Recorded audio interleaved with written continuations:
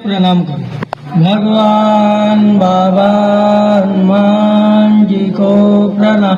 महान त्यागी बाबा जुमदेव जी को प्रणाम। परमात्मा एक। तर मार्गात येण्याचे कारण सांगतो मी। कोरोनाचा काळ असताना 2020 दिवाळीनंतर आमच्या मुलीची तब्येत बरी नव्हती, म्हणजे खूप सारी बिघडत झाली होती। तर मुलीला आम्ही सुरुवातीला पेट्रोल पंपपासून सुरुवात केली, औषधी पाणी सुरू केला, पण काही आम्हाला कळलं नाही। त्याच्यानंतर आम्ही भंडाऱ्याला नेलो फुले हॉस्पिटलला।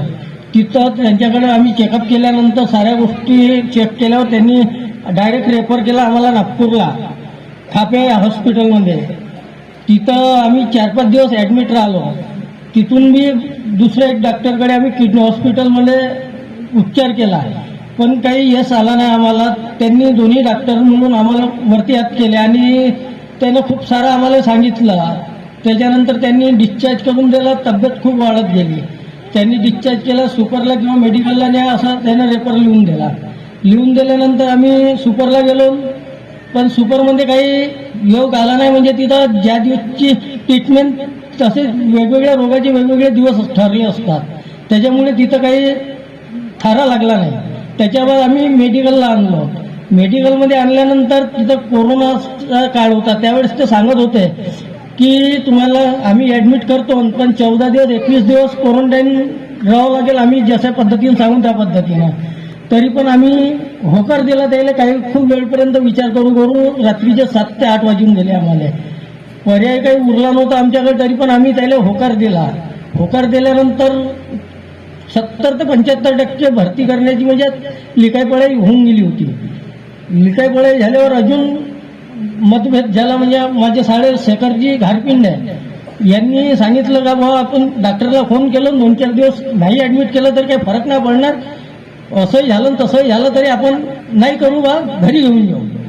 आम्ही त्या एका शब्दावरती आम्ही भुगावला वापस आणला। तिथून तेवढं काही सारा लिखाईपळाई झाले। आम्ही डॉक्टरला आग्रह केला का नाही बा माझ्या काही जमत नाही, अडीअडचणी द्यायला काहीतरी खूप सांगून आम्ही त्यातून त्यांच्या रद्द केला लिखाण आणि वापस आणलो आम्ही भुगावला। शनिवारच दिवस होता। वापस आणल्यानंतर रात्रभर आम्ही तिथं भुगावतच थांबलो। आंघोळ पाणी जे काही करायचं ते झाल्यानंतर रात्री 9 वाजले। 9 वाजतानंतर आम्ही तिथं माझ्या सासरेजी इकडे पण मार्ग आहे परमात्मा इच्छा, त्यांनी आंघोळ पाणी केला, ज्योत लावला आणि तीर्थ वगैरे बनवून दिला। बनवून दिल्यानंतर रात्र गेली, दुसरा दिवस निघाला। दुसऱ्या दिवशी आम्ही इकडे तिकडे खोयाखोज करत होतो डॉक्टरच्या, आता काय करायचं काय नाही, कुठं न्यायचा काय न्यायचा। रविवार दिवस होता, रविवारी कुठं न्यायचा नाही बा, थांबून गेला होता, पण आपण प्रयत्न करू बा कोणीकडे न्यायचा काय करायचं म्हणून। तर आम्ही खूप प्रयत्न करत होतो, इकडे तिकडे फोन करू डॉक्टर शोधत होतो, पण मग योगा भुगावचे माझे साळभाऊ किशोरजी मुंगले यांचे मित्र एक डॉक्टर आहे तो इथं नागपूरला, त्याच्या सजेशन घेतलं आम्ही। त्याला बोलावलं आणि त्याने सांगितलं का ह्या डॉक्टरकडे तुम्ही नेऊ बाबा, पण त्या दिवशी नेला तरी पण खूप न्यायचाच होतो। म्हणजे सांगितलं त्यांना सोमवारी न्यायचा होता। मग रविवारच्या रात्री म्हणजे मग नंतर हे भेटीला येणारे 1-2 कोणी पाहुणे राहतात, ते आले होते। म्हणजे माझी ताई आली होती महादुलेवाली आणि माझे मोठ्या वडिलांचा मुलगा दुर्योधनजी झोपडे हे आले होते भुगावला।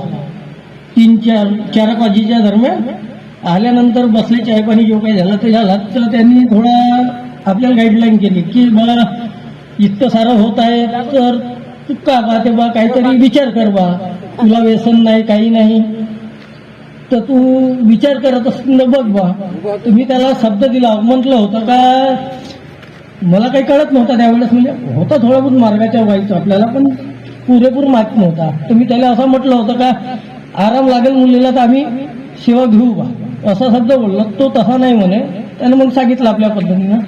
मग आम्ही खूप वेळपर्यंत विचार केला, रात्रीच्या 8 वाजेपर्यंत या गोष्टीवरती।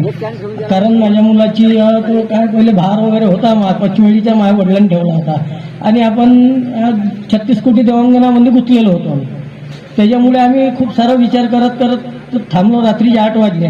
त्याच्यानंतर मग अचानक आम्ही खूप निर्धार केला, आपल्या वडिलांना इकडे तिकडे फोन लावून त्यांनी निर्धार केला आणि तिथले आमिल ढुके मार्गदर्शक आहेत भुगावचे, भारतजी आमिल ढुके, यांना आम्ही आवाज दिला आणि त्यांच्याकडून थोडीशी माहिती सजेशन घेतलं का असा साहेब आमच्या मुलाच्या भार आहे.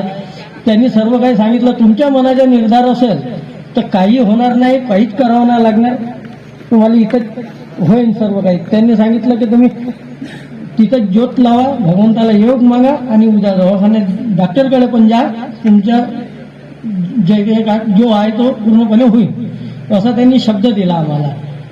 आम्ही दुसऱ्या दिवशी तसंच केलं, म्हणजे रात्रीला पण त्यांच्या शब्दावर त्याच वेळेला आम्ही ज्योत लावली तिथंच, भगवंताला योग मागितला. रात्रभर मुलगी बी झोपली, आम्ही आराम केला. दुसऱ्या दिवशी 10-11 वाजता हॉस्पिटलला नेलो आम्ही नागपूरला. शिवनारायण आचार्य म्हणून आहे तो धंतोलीवरती, त्याच्याकडे नेल्यावर त्यांनी सांगितलं का टेस्ट करावं लागेल. आधी टेस्ट केले आम्ही, त्याच्या ज्या सांगितल्याप्रमाणे टेस्ट केल्यावर एक टेस्ट अशी होती की ती मुंबईला पाठवावं लागते म्हणे, तो 3 ते 4 दिवसानंतरच भेटाल म्हणे. आणि 7 ते 8 हजार रुपये 7,000 रुपये असं काही सांगितले होते आम्हाला त्यांनी. आणि 4-5 टेस्ट होत्या. पण अचानक तिथं माझ्या साळभाऊजी किशोरजी मुंगले त्यांच्या भावाची लायब्ररी आहे तिथं नागपूरला. आम्ही त्यांना बोलावलं, तो सोबत पण होता आमच्या. त्यांना बोलावलं आणि डॉक्टरना विचारलं की त्या SRL लायब्ररीच्या टेस्ट चालेल का बा म्हणून. तर त्यांनी सांगितलं का ठीक आहे म्हणे, आमच्या तिथं नाही करा तर तुम्ही तिथं करा बा म्हणे, चालेल म्हणे आम्हाला.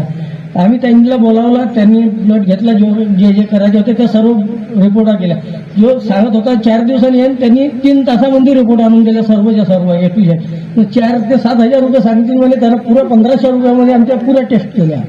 A to Z जेवढी 7 ते 8 हजाराच्या होत्या त्या. तर त्यातून त्या रिपोर्ट पेश केल्यावर डॉक्टरला दाखवलं, त्यांनी सांगितलं का तुमच्या मुली काही झालं नाही, तुम्ही इथं ऍडमिट नाही ठेवलं तरी चालेल, नेणं आणणं केलं तरी होऊन जाईल. पण आम्ही येऊन खूप विचार केला का बा इतके पैसे आपण सांगलो, हे ते नेण्या आणण्यापेक्षा आम्ही 1-2 दिवस ठेवून बा नंतर बघून घेऊन. तर आम्ही तिथे 3 दिवस ऍडमिट ठेवलं.